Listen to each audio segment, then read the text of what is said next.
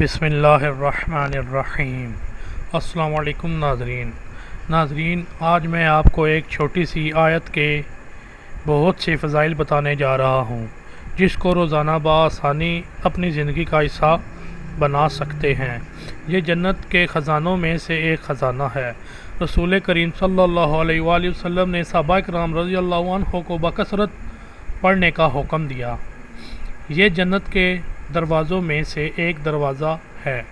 عرش الہی کے نیچے جنت کا ایک خزانہ ہے۔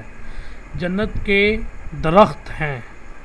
99 بیماریوں کی دوا ہے جن میں کم سے کم بیماری غم ہے، یعنی ڈپریشن، ٹینشن۔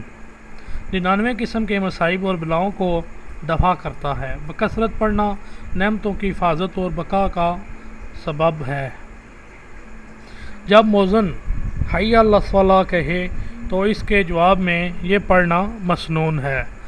گھر سے نکلتے وقت بسم اللہ توکلت علی اللہ لا حول ولا قوت الا باللہ پڑھیں تو پڑھنے والے کو اللہ کی طرف سے ہدایت، کفایت اور حمایت ملے گی اور شیاطین کے شر سے محفوظ ہو جائے گا۔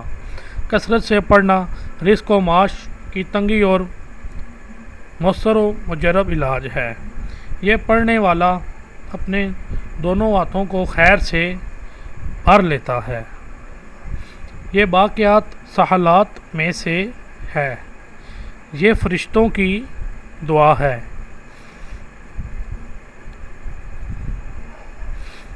سخت ترین مشکل اور مصیبت میں بسم اللہ الرحمن الرحیم ولا حول ولا قوت الا باللہ العلی العظیم پڑھنا باعث نجات ہے۔ فرشتوں نے عرش اٹھاتے وقت یہ پڑھا تھا۔ روزانہ 100 مرتبہ پڑھنے سے فکر و تنگ دستی دور ہو جاتی ہے۔ جو شخص ہر نماز کے بعد 3 مرتبہ سبحان اللہ العظیم وبحمدہ ولا حول ولا قوت الا باللہ العلی العظیم پڑھے تو وہ اس حال میں کھڑا ہوگا کہ اس کی بخشش ہو جائے گی۔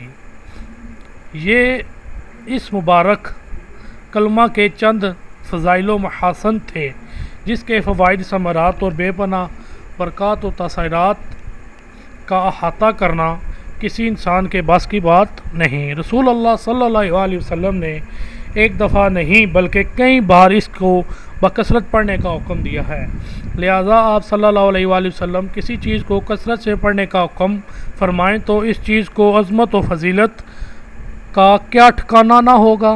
لہٰذا ہر مسلمان کو چاہیے کہ اس عظیم کلمہ کے یہ فضائل و فوائد ذہن و نشین کے اس کو بکثرت ورد کریں۔ بات پسند آئی ہو تو اس ویڈیو کو لائک کریں اور چینل کو سبسکرائب کر کے گھنٹی کو بھی لازمی دبائیں تاکہ آپ کو آنے والی نئی ویڈیوز بآسانی مل جائیں، اور یہ بالکل فری ہے۔ جزاک اللہ، دعاؤں میں یاد رکھیے گا۔ خدا حافظ۔